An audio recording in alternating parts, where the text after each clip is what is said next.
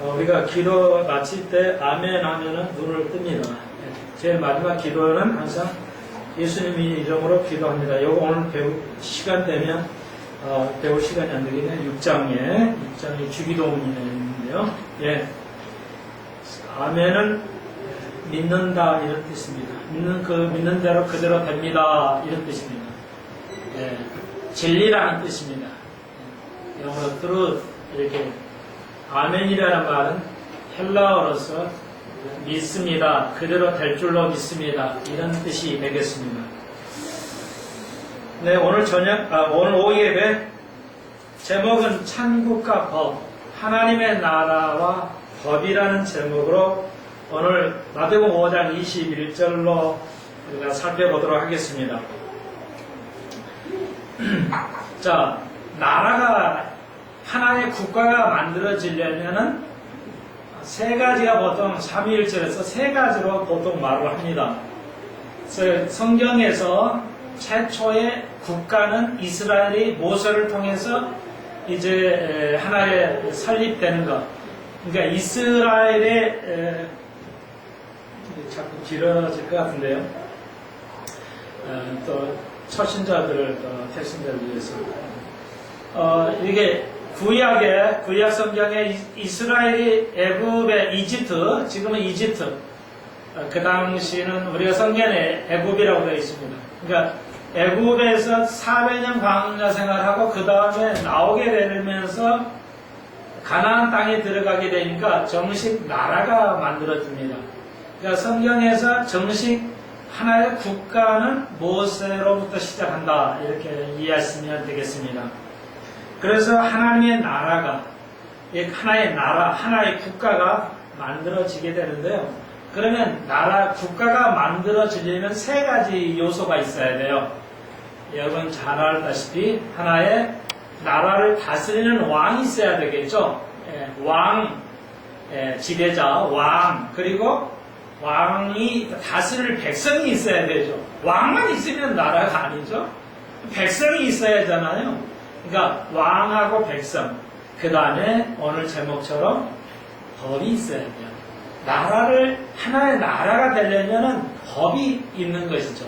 법이 없이는, 그러면은 모세 이전에 아브라함 시대나 노아로부터 모세 이전에까지는 뭐냐? 국가가 아니에요. 국가라는 것은 왕도 없고 뭐 법도 없잖아요. 모세부터 법이 생긴 거지 아브라함 때도 법이 없었어요. 그래서 시대가 완전히 다르다는 걸 알 수가 있어요. 그래서 우리가 7개로 신의 역사, 성경의 역사, 인류의 역사는 성경의 역사는 어느 나라, 어느 누구도 그 역사에 밀접한 관계를 가지고 있죠. 그래서 이 역사를 우리가 7개로 편의상 이제 음악이나 예술에서는 고대 시대, 그리고 중세 시대, 르네상스, 고전, 낭만이 근대, 현대 이런 식으로 표현하는 것은 학문의 세계에서 표시하는 것이고요. 우리 기독교의 성경교는 이렇게 7개로 편의상 시대를 나누어서 하나님의 나라를 어떻게 하나님이 통치하셨냐를 볼 수 있습니다. 그러니까 전체적인 하나님의 나라지만 하나의 국가가 되기 위해서는 왕과 백성과 법이 있어야 된다는 것입니다. 그러면 아브라함 시대 전후는 어떤 시대냐? 일종의 족장이라고 할 수 있죠. 아브라함은 하나의 족장에 그 이스라엘의 하나의 민족을 대표하는 시작이죠. 그래서 이런 걸 우리가 족장 시대 이렇게 말할 수도 있습니다. 자, 그래서 이제 모세로부터 하나의 국가가 생기고 모든 나라가 만들어지게 됩니다. 그리고 우리가 알다시피 1948년에 이스라엘이 독립하면서 또 모든 나라가 독립을 하는 것 연관성이 있어요.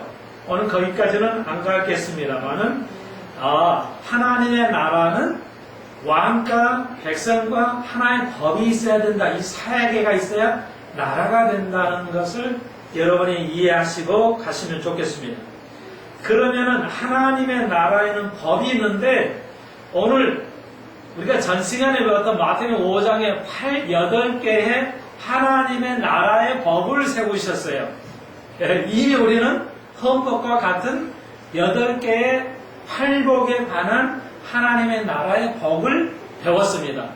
이것은 영적으로 우리 시대에도 적용이 되지만 궁극적으로는 천년왕국 때 다스릴 법이라는 것을 기억하셔야 됩니다. 그러니까 항상 하나로만 가지 않고 진리는 양면성이 있어요. 그것이 완벽하게 조화를 이루면서 나가는 겁니다. 그러니까 이게 기독교를 이해를 잘 하셔야 되는 게 전혀 다른 성격의 것이 사랑과 심판은 다른 것인데 이게 오묘하게 이 균형을 이루면서 나가는 거예요. 그냥 사랑만 있어 이건 아니에요. 심판만 있어 이건 진리 아니에요. 사랑만 있으면 진리가 아닙니다. 그렇죠? 나라가 백성이 잘못하는데 계속 그냥 놔두면은 사랑이라고 계속 재판관이 심판을 안 하고 사법 처리를 안 하면 나라가 만들어질 수가 없겠죠. 하나님의 나라도 마찬가지입니다. 그러나 그걸 통치하고 법을 제재하고 그 다음에 지적하고 용서함을 베풀고 그 다음에 사랑으로 덮어주는 것, 그것이 기독교의 완벽함이다. 여러분이 이렇게 이해가 되리라고 믿습니다. 그래서 마태복음 5장에 하나님의 축복, 영의 그 8가지 팔복 하나님의 산상은 우리가 지금에도 영적으로 이렇게 교훈이 되지만 완성이 천년왕국 때 완성이 된다. 이렇게 여러분이 이제 이해하시면 되겠고, 하나님의 나라는 법이 있는데 그러면 그 법을 무슨 법입니까? 자, 우리가 금요일 때 배웠지만 궁극적인 하나님의 완벽한 나라의 법은 뭐냐면, 하나님의 나라의 완성된 법은 뭐냐면 의예요.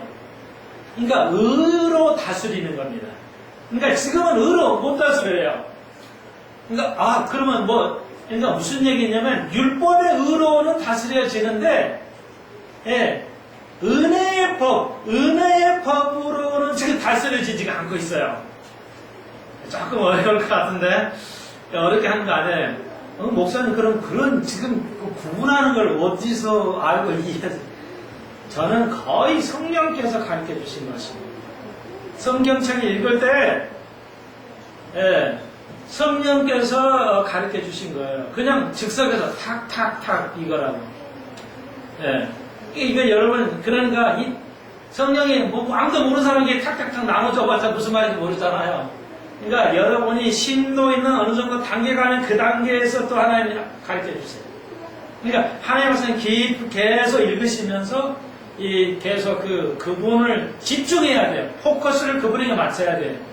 세상 거 마치고 이거 마치고 성경을 조금 뜯어보고 하면은 20년 가도 별 소용이 없을 수 있어요. 그런데 그분을 온전히 초점을 맞추시고 말씀 속에 들어가면 하나님의 이렇게 아주 그냥 두 번도 안 하고 딱딱딱 잘라서 이렇게 주신단 말이에요. 하나님 진리의 말씀을 딱 가르쳐 주세요. 그래서 여러분에게 나누는 겁니다.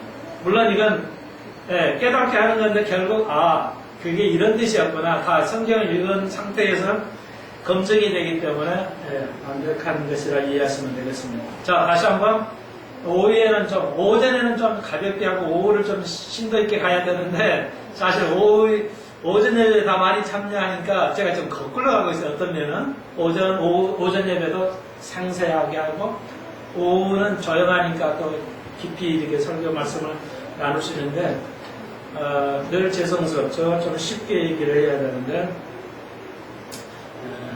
급하니까 그냥 나가겠습니다. 자, 그래서 다시 한번 지금까지는 예수님이 오시기 전까지는 모세 율법에 의해요. 율법의 의로서 이제 이렇게 나가는 것이었어요. 예수님 전까지. 그러니까 예수님이 오심으로부터는 이제 은혜의 법인데 예수님이 오시기 전까지는 모세 율법으로 이루어져 왔어요. 통치가 됐단 말이에요. 지배를 했어요. 그러니까 예수님 오시기까지 온 이스라엘 백성을만 이제 예수님 오시기 이스라엘만 해당되지만 율법의 의로서 지배를 해왔어요. 그런데 예수님께서 오셔가지고 예수님 오실 때 은혜라고 그랬죠. 은혜의 시대를 열으셨어요. 그러니까 은혜의 법이에요. 그러면 은혜의 법은 뭐냐? 의인데 그 은혜의 법은 한마디로 은혜의 의라는 거예요. 율법의 의가 아니라 은혜의 의예요. 그러면 그걸 구분해야 됩니까? 구분을 하셔야 성경이 정확하게 이해할 수가 있습니다. 은혜의 법은 뭐냐? 예수님의 은혜의 의예요. 모세의 의가 아니고. 그러면 그 두 개의 차이는 뭐냐? 오늘 21절부터 쭉 6장에도 나가는 거. 6장 전까지라 해도 오늘 21절로 마지막 절 48절까지가 은혜의 법, 은혜의 의, 예수님의 의에 대해서 통치를 하시는 것인데 그걸 우리가 은혜로 주셨지만 아직 우리가 잘 판단을 못하고 있어요. 이게 완성이 안 되고 있어요, 아직은. 그러나 점점점 되다가 천년왕국대에서는 하나님께 예수님의 의로 이 세상을 통치하시는다. 그게 지금 되어가는 과정에 있다. 그래서 율법과 은혜를 완전하게 이해를 할 수 있어야 돼요. 이를 안 하면 이건 뭔 말인가?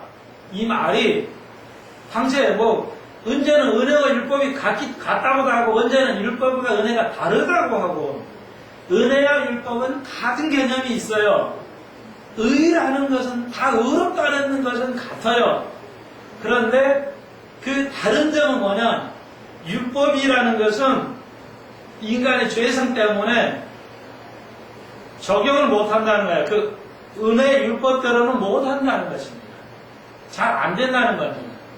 그래서 은혜의 법으로 이제 우리를 해 가시는데 이게 이제 다른 점이 되겠어요. 하여튼 가면서 우리가 말씀을 자꾸 들어서 깨달아야 돼요.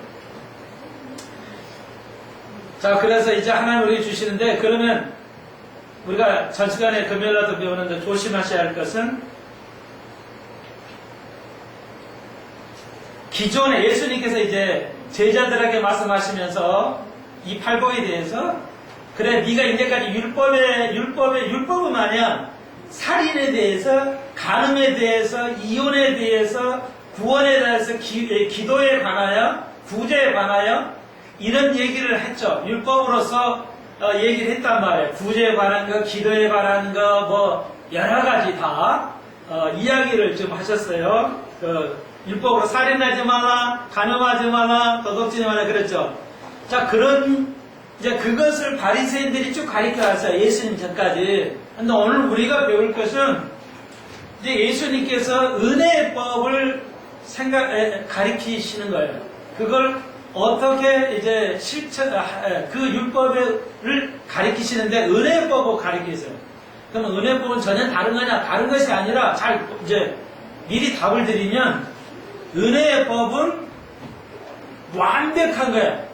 그러니까 48절 온전함이에요. 은혜의 법은 온전함이에요. 그러니까 율법도 온전하지 않아요? 온전하죠. 근데 우리의 죄 때문에 온전하게 못해요. 은혜만이 가능해요. 그래서 여러분이 이걸 생각 못 하셨겠는데 율법이 요구하는 것은 사실 율법은 살인하지 말라 가능한 그런 것이에요. 그런데 은혜의 법은 너무너무 어려워요. 이걸 다시 기억하셔야 돼요. 오늘 다 잊어도 좋은데 모세가 요구하는 법 살인하지 말라. 그래 살인 안 하면 돼. 간단하죠. 할 수 있어요. 할 수가 있는데 은혜의 법에서 살인하지 말라의 의미는 거기보다 더 확장된 거예요. 진리가 확장된 겁니다. 아시겠어요? 그래서 어느 정도 살인의 완벽한 정의를 내리십니다. 예수님께서. 그러니까 모세는 사람 칼로 안 죽이면 살인 안 한 거예요. 우리는 살인 안 했어요. 그런데 예수님께서는 은혜법은 말이야 그거보다 더 넓은 영역이야. 완전한 영역에서 요구를 해. 그래서 훨씬 어렵다는 거예요. 얼마큼 인간적으로는 불가능할 정도로. 지금 한국 교인들이 이해를 못하는 것 중에 상상을 못하는 거 이거예요. 은혜니까 그냥 이래도 되고 저래도 되고 그냥 이렇게 그냥 교회 열심히 다니고 이러면 다 되는 걸로 생각을 해요. 여기 오늘 배울 거에서는 예수님께서 우리에게 법을 주시는데 그건 완벽한 온전함을 요구하는 법이지 사람만 안 죽이면 살인 한 거야. 안 한 거야. 살인만 안 살인 안 한 거야. 이 정도 선에서 끝난 것이 아니라는 겁니다. 은혜의 법이 불가능한 것이 정도로 어려운 겁니다. 왜 그렇게 어려운 법을 주셨나요? 하나님께서는 이 질문이 생겨야 돼요. 그 이유는 구약에는 그 10계명을 지키면 되는데 신약은 모든 걸 용서해줘요. 즉석즉석에서 구약에는 심판을 가야 되는데 신약은 심판을 가지 않아요. 잊어버려요. 용서해버려요. 잊어주고 예수님께서 이 기억도 안 하고 용서해줘요. 은혜는. 그러니까 제멋대로 그냥 사도 되는 거라고 생각하시면 안 되기 때문에 율법은 엄격한 완전한 거를 우리에게 요구하신다. 이거 하나를 기억하셔야 되겠습니다. 구약 시대보다 신약 시대가 훨씬 어렵다는 겁니다. 믿음 생활하기에 쉽다고 생각을 해요. 답을. 완전히 반대입니다. 구약보다 신약이 훨씬 비교가 안 될 정도로 센 법을 주셨다는 것, 신앙생활이 훨씬 더 어렵다는 것 기억하셔야 되겠어요. 이제 그걸 배우겠어요. 그 교회 그냥 다니는 거, 교회만 다니는 거 얼마나 위험하냐는 것을 제가 지금 자꾸 말씀드립니다. 가보겠습니다. 21절. 옛사람에게, 그러니까 구약시대 사람들에게 모세가 말해봐. 살인하지 마라. 누구든지 살인하면 심판을 받게 되리라 하였다는 것을 너희가 들었으나, 그래야 너희들이 들었잖아. 살인하지 마라. 사람 죽이면 살인이야. 이게 율법이에요. 근데 은혜의 법을 봅시다. 들었으나, 그러니까 이제 반대예요. 그러니까 은혜의 법을 설명합니다. 나는 너희에게 이르노니 형제에게 노하는 자마다 심판을 받는다. 자, 확장시켜. 완벽한. 그러니까 살인의 정의를 완벽하게 살인한다. 사람 죽이는 거 물론 살인이야. 그것만 살인이 아니라 뭐예요? 우리가 사람이고 화내는 거야. 막 짜증을 내. 원망해, 불평해. 이러면 뭐라고요? 살인에 해당되는 죄니까 정죄받는 거예요. 율법시가 와가지고. 예를 들자면. 이해되시죠? 구약하고 신약을 이렇게 비교하시면 돼요. 율법은 사람을 안 죽이면 살인 안 하는 거예요. 그건 죄를 범한 게 아닌데, 신약에서는 뭐예요? 내가 사람을 미워하거나 화를 내면은 내가 뭐야? 그 사람을 살인하는 해당으로 정죄받는다는 거예요. 야, 이러니 이거 뭐 살인, 우리가 지금 살인 안 하고 사는 게 아니라 사실 우리가 살인하고 살아요. 무섭죠? 다시 한번 구약의 성도보다 신약 성도가 훨씬 믿음 생활하기 어렵습니다.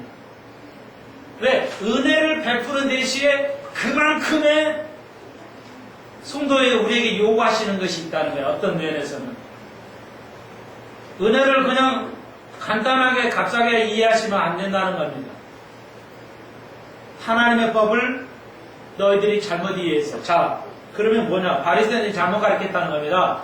예수님께서 바리새인이 가르치는 건 잘못 가르친 거야. 쉽게 말하면 그러니까 바리새인들은 법조문 그대로 가르쳤는데 예수님께서는 법 정신을 가르쳐 준 거예요. 그러니까 법에는 법조문이 있고 법 정신이 있어요. 근데 법 정신이 상위법이에요. 법조문보다. 쉽게 말해서.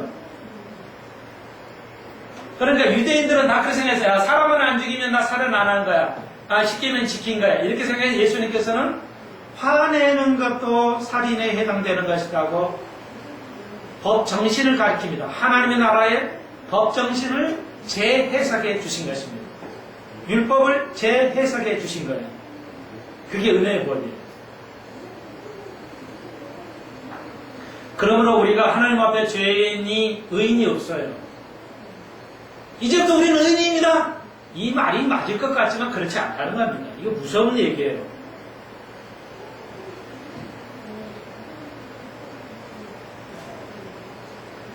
무서운 얘기였죠. 아주 무서운 말씀하셨죠. 자, 살인에 관한 은혜의 법을 여러분이 이해하셨을 것입니다. 아하, 형제들에게 화를 내는 자마다 살인에 해당되는 죄라는 것입니다.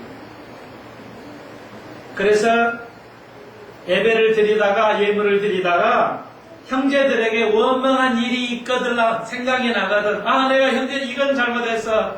화를 안 내야 되는데 화를 냈잖아. 가르쳐야 될 것을 가르치지를 못했어. 이럴 때는 저렇게 했어야 되는데 이것이 생각나거든. 예물을 놓고 가서 먼저 화해하고 교제를 나누어라. 화해가 먼저라는 것이죠. 그리고 예물 드려라. 예물 드리는 예배보다 성도 그 원망들을 사람과 교제, 화해함이 용서함이 우선한다는 것입니다. 예배보다 남편과 아내 사이 또 나와 관계가 좋지 않았던 사이의 사람의 교제, 화해가 우선한다는 겁니다. 바리새인들은 그런 건 안 해도 교회에 와서 아주 그냥 금요 아주 그 안식일날 토요일날 와서 예배 드리면 그게 다 되는 거로 생각을 했어요. 예배보다 더 우선하는 게 뭐라고요? 사람끼리의 교제죠. 완벽한 용서와 화평의 교제를 나누는 것. 그것이 우선한다는 것이죠. 재해석이라고 할 수도 있겠죠. 율법에 관한 예수님의 재해석. 그걸 나는 은혜해법이라고 부르고 있습니다. 은혜는 너 용서, 내가 자기가 없어도 내가 법 주겠어. 그런 것이 아니네. 그것도 해당되지만, 은혜법은 훨씬 우리에게 완벽한 것을 요구하는 것이지, 그걸 우리가 잘못 오해하고 있다. 저는 그런 분명한 생각을 가지고 있습니다. 25절에 그래서 너를 송사하는 자와 함께 길이 있을 때 급히 서로 화해하라. 송사하는 자가 너를 재판관에 내어주고 그 재판관이 또 그 관에게 넘어져 옥에 감옥에 가둘까 염려하노라.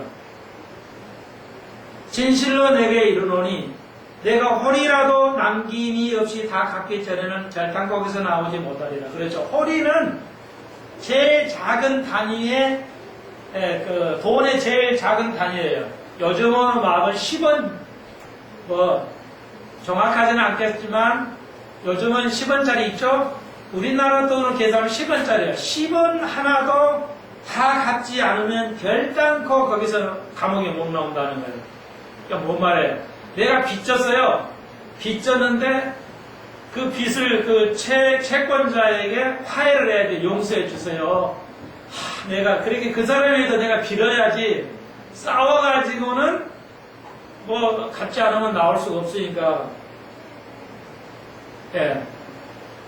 여러분, 오늘 첫 번째 하나님의 나라 법에서 살인에 관한 법을 배웠습니다.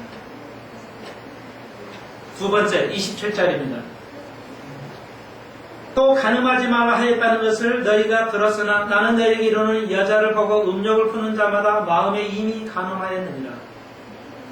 자, 두 번째 하나님 나라의 법의 간음에 관한 이야기입니다. 오늘 목사님도 한두 사람이 그래도 안 되는데 상당히 제가 목사님 사이를 들어가 보니까 상당히 놀란 것 중에 하나가 목사님도 이혼이 많다는 거예요. 이혼 안 해야 되는데 그 이혼하는 거예요. 상대방이 도망가서 이혼하고 이혼장을 써줘요. 자, 오늘 간음에 대해서 살펴보겠습니다. 그건 그러니까 내가 다른 여자하고 이게 관계를 안 하면 간음이 아니다. 육체적으로 항상 물리적인 게 아니라 영적이에요. 그러니까 은혜가 항상 영적이에요. 특징이 그렇게 되어 있죠. 물리적으로 내가 간음하지 않았다. 이렇게 생각을 했어요. 그런데 우리는 자, 영적으로 봅시다. 하나님 나라는 영적인 거예요. 다른 여자를 보고 음욕을 품는 자 마음에 이미 간했다. 마음으로 품으면 간음이 됐다. 그러면 이거 어떻게 하자는 거예요? 인간이 할 수 없는 거예요. 무섭죠? 인간적으로 볼 때 불가능한 얘기예요. 그런데 예수님이 요구하세요. 이게 아주 놀라운 것인데요. 여러분, 그러면 남자가 다 이런 간음이냐? 그건 아니고요. 한 여자죠. 여자들을 보고 야, 저 여자 좋다, 이쁘다, 이게 아니고요. 한 여자를 보고 집중적으로 하는 얘기예요. 네, 여자들을 보고 아름답다 했다, 간음이라는 건 남용하는 겁니다. 그러니까 이건 오해가 없어요. 그래서 주님께서 말씀하셨어요. 예, 정당한, 여기 29절에 내 오른손이 너로 실패 하거든 떼어버리라. 내 오른손이 너로 실족하든 찍어버리라. 이렇게. 그러니까 세대주의, 극단적인 세대주의 교회 상당수가 있어요. 한국 교회에도. 그런데 그 교회는 이걸 마태복음 5장을 잘 봤어요. 5장 8법은 천년왕국 때의 법이기 때문에 천년왕국 때는 음행하거나 간음하거나 오른손이 이렇게 안복을 보고 또 오른손이 죄를 지면 뭐야? 잘라버린다. 이렇게 가르치고 있어요. 아주 무서운 얘기를 하죠. 천년왕국 때 오른손이 죄를 보면 오른손 잘라버린다는 거예요. 이거대로 이거 문자적으로 해석을 해가지고 아니죠. 그러니까 이게 그 적용을 잘못한 거예요. 영적으로 가야죠. 우리 눈과 오른쪽 손이 죄를 짓는 거에 대해서는 빼버릴 정도로 확연하게 마음을 먹어야 된다는 거죠. 그런 마음을 고쳐야 된다는 겁니다. 그렇지 않으면 우리가 상급을 받지 못하기 때문에 이렇게 강한 말로 쓰신 것이지 실제 그렇게 하는 것은 사랑이 아니기 때문에 그렇게 할 리가 없다는 것입니다. 그러니까 문자적으로 해석할 때가 있고 문자적인 해석이 아닐 때는 말이 안 될 때는 영적으로 해석해야 되겠습니다. 그러니까 상식적으로 선에서 말이 되면 그거는 문자적으로 해석을 하시고 상식적으로 해석이 안 될 때는 영적으로 해석하시면 거의 문제가 되지 않습니다. 또 31절 일렀으되 누구든지 아내를 버리거든 이혼 증서를 줄 것이라. 모세법은 그렇죠. 그런데 32절 나는 너희에게 이르노니 누구든지 은행한 연고 없이 아내를 버리면 이는 서로 간음하며 버린 자 외 여자에게 또 장가드는 자도 간음이라. 그러니까 정당한 은행 위에는 정당성이 없어요. 요즘은 제일 결혼의 파경의 이유 중에 제일 큰 게 돈이거든요. 돈이 경제가 어려우면 그냥 도망가 버리고 파혼돼요. 남편과 아내의 문제. 그러니까 제일 큰 게 남편과 아내 사이에서의 갈등이에요. 그게 돈이 될 수 있고 성격이 될 수 있는데 주로 성격 이런 것들이 살다 보니까 그냥 안 맞는 성격이 드러나거든요. 그래서 남편이 도저히 안 맞는 성격과 그거에 감당이 안 되는 여자가 도망가거나 파혼을 요구하는 그렇죠.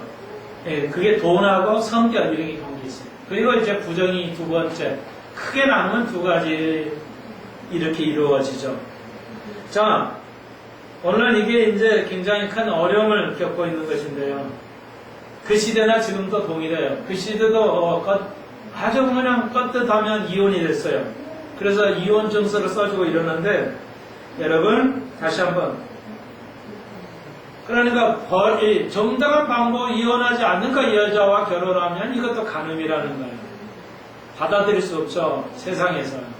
오늘날 크리스찬들이 목회자도 목사님도 마찬가지예요. 정당하지 않게 이혼하고 그냥 사람은 결혼할 수도 있다는 거예요. 여러분 이건 뭐라고 그랬어요? 예수님께서 지옥불에 던진다.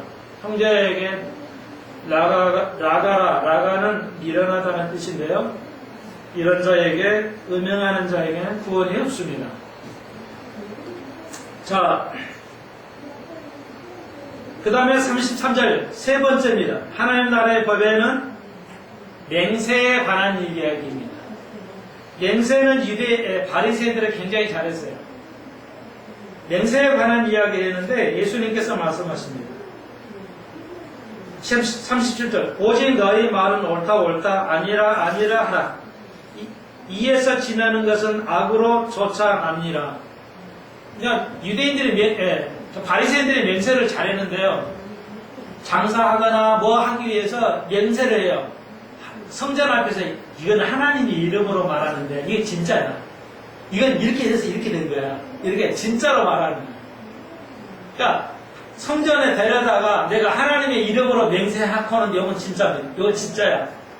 이런 식으로 장사를 하거나 뭘 이렇게 매매를 했단 말이에요. 그래서 바리새인들이 굉장히 그걸 잘 써먹었어요. 하나님의 이름으로 맹세하는데 맹세케 하는데 이게 진짜라고 이런 식으로 장사를 해먹었어요. 근데 어떤 TV 방송국에 보니까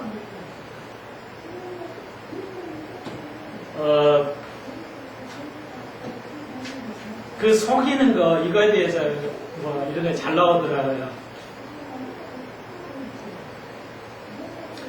뭐 하나 나오는데 전주적인가요? 그거 한식이 많잖아요.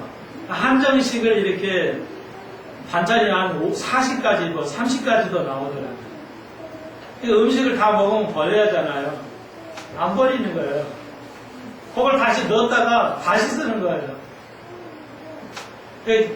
기자가 그걸 추적해가지고 방송을 했어요. 근데 전주에 어떤 한 식당은 굉장히 착하게 해가지고 착한 식당 이렇게 표를 줘가지고 굉장히 그 음식 문화를 장려하는 것을 제가 잠깐 보았는데요. 여러분, 그래서 그 주인이 그러더라고요. 뷔페 같은 것은 15,000원이면 100명을 먹일 수 있대요. 그거 그냥 다 안 먹는 거 갖다 다시 반찬에 넣었다가 다시 꺼내오는 거예요. 새 그릇에. 이다음부터는 한식을 못 먹겠더라고요. 그거 방송을 보고는 거의 대부분이 속이에요.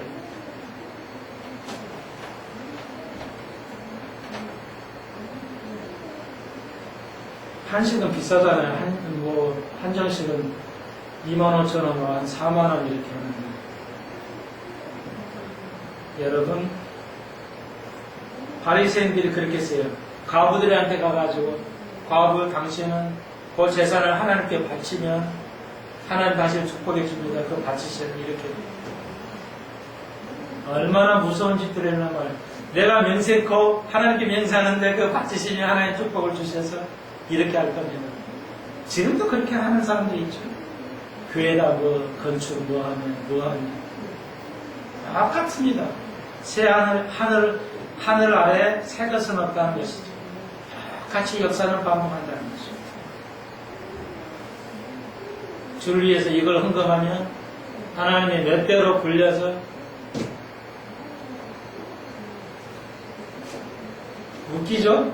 어떤 교회가 교회를 이사 갔어요. 다 이쪽으로 오라고 해서 갔어요. 그랬더니 그 아파트가 신도시라 아파트가 그냥 값이 확 올랐어요.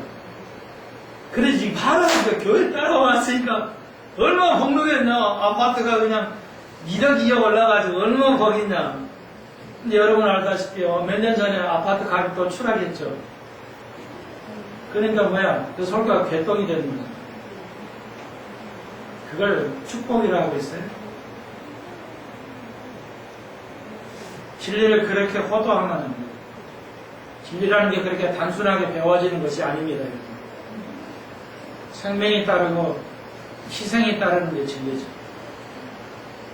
참고적으로요. 그래서 여러분 이거 맹세니까요. 거짓말하면 안 돼요. 거짓말하면 안 돼요. 이 말이에요. 그래서 나는 여러분에게 거짓말하지 않도록 해서 그렇게 하십시오. 예를 내가 안 물어보잖아요. 하라고만 하십시오. 내가 여러분의 맹세를 요구하지 않습니다. 서약을 요구하지 않습니다. 결혼할 때만 서약을 하죠. 자, 참고적으로요. 여러분 이제 자녀도 많이 낳고 또 여러분 아셔야 할 게 있어요. 또 우리 어머니들도 참 결혼만 시키면 이제 다 끝난 줄 알았더니 그게 아니죠. 자식도 키워야 돼. 손자 키우려면 또 죽어놨어요. 앞으로 또 이거 어떻게 될는지 모르겠어요. 이게 뭐 아기 때는 대학교만 들어가면 다 끝난다 했는데 이게 끝이 없더라고요. 요즘 그런 삼촌도 나오더라고요. 네, 다 금방 이제 됐어 되는데 아니에요. 자, 봐요. 아주 중요한 거예요. 정보 하나 드릴게요. 다 알 수 있는 거겠네. PVC로 만든 그 통이 있잖아요. 그러니까 우유통이라든지 아이들이 먹는 빠르는 거라든지 우유통 이런 거. 여름에는 음료수통. 꼭 확인을 하십시오. 오늘 집에 가셔서. 냉장고 열시고 바닥을 보시면 삼각형 모양이 있어요. PVC로 만든 거. 유리통 그 바닥을 보시면 삼각형이 있어요. 거기에 1자하고 2자 써주신 것만 사용하십시오. 그리고 3자에서부터 7자, 1자부터 7자까지 있어요. 근데 3자도 괜찮은데 1자하고 2자 들어있는 건 쓰시고 3자부터 7자는 쓰시면 안 됩니다. 예, 7은 혼용된 거예요. 아주 안 좋은 겁니다. 그러니까 뭐냐면 그걸 화학물질로 케미칼로 만드는데 물질을 오래 담그면 환경 호르몬, 암이나 장애아를 낳을 수 있는 무서운 호르몬이 있어요. 그러니까 등급을 그게 1등급, 2등급, 2자 숫자는 표시되는 것을 구입하셔야 돼요. 아이들이 무조건 이게 바닥이 빨잖아요. 그 케미칼이 들어가면요 큰일 납니다. 서서히 이게 망가지기 때문에 여러분 병을 사용할 PVC를 사용할 때 또 여러분 큰 다라도 냉장고에 막 김치 넣으면 거기서 스며 나오거든요. 그러니까 밑에를 보시고 반드시 확인하셔야 돼요. 그러니까 C로 붙어 있는 글씨 또 P하고 C가 있는 것은 쓰시면 안 되겠습니다. 거기서 소량의 환경 호르몬이 검출이 되기 때문에 쓰시면 안 되겠습니다. 비싸더라도 그렇게 하셔야 됩니다. 예, 굉장히 아주 무서운 화학 성분이 들어있는 걸로 그 물건을 만들 때 그렇습니다. 그러니까 여러분 통조림도 마찬가지예요. 통조림도 굉장히 위험합니다. 제일 싼 통조림 박스 철이라고 하지만 그걸 쓰기 때문에 굉장히 비싼 걸 써야 돼요. 통만 10,000원짜리 이상 이렇게 써야 되는데 아주 싼 통조림이 이게 완벽한 게 아니에요. 이 쇠가로 만든 이 통이 아주 해롭습니다. 환경 호르몬이 검출돼요. 그러니까 이걸 한 달, 2달 우리나라는 완전히 저장해서 먹잖아요. 치명적입니다. 그래서 지금 젊은이들 심각해요. 건강에 아이들에게. 심각한 환경 호르몬은 대재앙입니다. 콩은 꼭 한국 콩만 먹으셔야 돼요. GMO라고 해서 미국에서 오는 총의 80%는 유전자 변형 콩입니다. 그러니까 한국 거를 드시고 병은 PVC는 꼭 확인하셔서 일자 들어있는 것만 쓰시고 나머지 PC나 숫자 들어있는 것은 쓰시면 안 되겠습니다. 예, 다 속여요. 이게 좋은 겁니다 하고 맹세를 해요. 이게 좋은 겁니다 하고 팔아요. 보건 복지에서 6월달부터는 못 팔게 되어 있지만 아직도 유통이 되고 있습니다. 무서운 일들이 벌어지고 있습니다. 여러분, 이거 우리가 하늘로도 하지 말고 맹세하지 말라고 말해요. 38절입니다. 또 눈은 눈으로 이는 이로 갚으라 하였다는 것을 너희가 들었으나 모세 율법을 통해서 들었으나 그렇죠? 나는 너희에게 이르노니 악한 자를 대적하지 말라. 누구든지 내 오른편에 뺨을 치거든 왼편을 골라내라. 자, 네 번째는 눈은 눈으로 저놈이 내게 하는 만큼만 갚아줘야 되겠어. 이것을 정확하게 법학적으로 말하면 탈리오 법칙이라고 합니다. 고대 1700여 년 전, 주전 1700여 전에 바벨론 나라, 우리가 아는 성경에 그 고대 바벨론 함무라비 왕 때 함무라비 법전이 발견이 되었었는데 그 법전에 보면 2는 2로 하는 만큼 보복하는 거예요. 죽이면 죽인 만큼 보복하는 것이 구약 시대였고 오래전에 고대 사회였어요. 그러나 나는 요거 이렇게 안 한다는 거죠. 자, 뭐라고요? 악한 만큼은 어느 만큼만 대박아빠 주면 된다. 이게 아니고 얼음빵을 치거든 왼쪽을 대야 누가 될 수 있어요? 손목사도 못합니다. 불가능한 것이죠. 얼음빵을 치면 왼빵을 대라는 겁니다. 속옷을 갖고자 하는 자에게 겉옷까지 주라. 이야, 겉옷은 전체 고대 시대 예수님 시대 겉옷은 전체 재산이에요. 겉옷은 못 뺏어가요. 왜? 그것이 이불이거든요. 그걸 덮고 자야 돼요. 이불이 따로 있는 게 아니에요. 전 재산입니다. 그런데 속옷 좀 빌려주라 하니까 겉옷을 주라는 거야. 이야, 이건 뭐 오리로 가라면 신유로 가고 구워달라고 하는 자에게 구워주라는 겁니다. 누가 이렇게 할 수 있어요? 다시 한번요. 결론, 요거에 대한 요점 말씀드립니다. 오늘,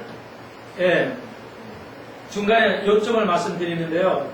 하나님이 이런 거에 대해서 이렇게 요구하신다. 이 말씀은, 자, 순진한 자는, 자, 보세요. 구약시대에게는 하나님이 요구하시는 게 거들에 지키면 됐어요. 구약시대는.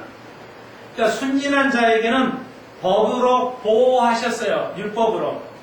아시겠어요? 그런데, 의로운 자, 예수님을 따르는 여러분, 의로운 자에게는 법으로 보호하지 않습니다. 감당하라는 겁니다. 이게 달라요. 은혜로운 자는, 정적으로 의로운 자는, 정말로 의로운 예수 그리스도 거듭난 자들은 법으로 하는 것을 지키는 것이 아니라 법으로 지키지 못할 것이 있다는 거예요. 그것을 감당해야 된다는 거예요. 그게 의로운 자라는 겁니다. 이해하시겠어요? 신령한 자는 법으로 보호되지 않는 그 초월한 자에 가야 된다는 것입니다. 그게 불가능한 것이라고 하더라도요. 그걸 감당한다는 겁니다. 그게. 법에서 벗어나는 이런 현실을 받아들인다는 겁니다. 의로운 자는.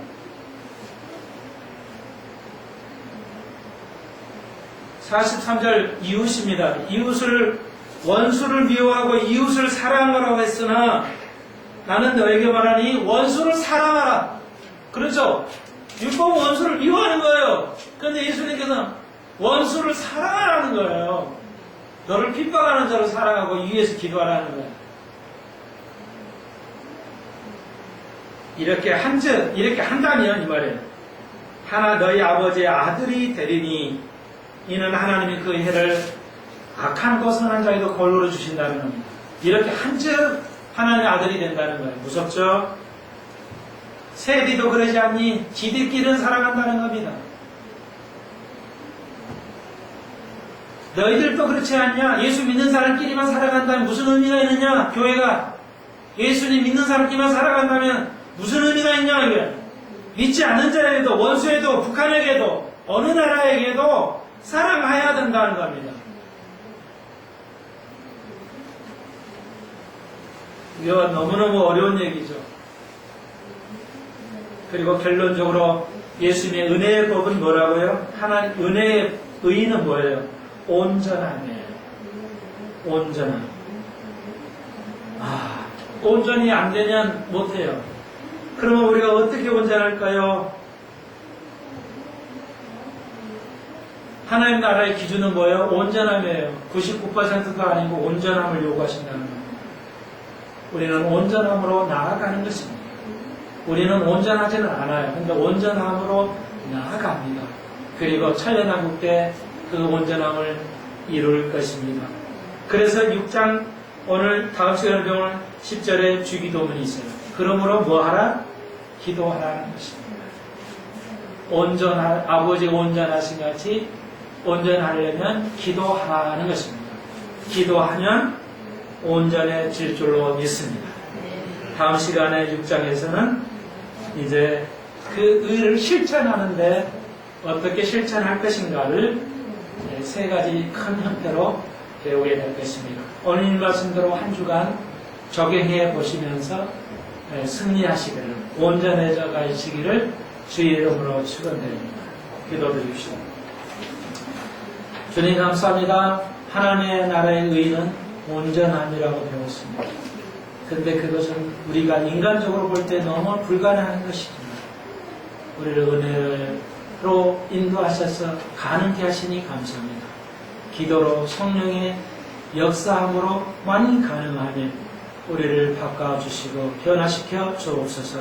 우리를 성숙되게 하여 주옵소서. 예수님의 이름으로 감사 기도하옵나이다. 아멘.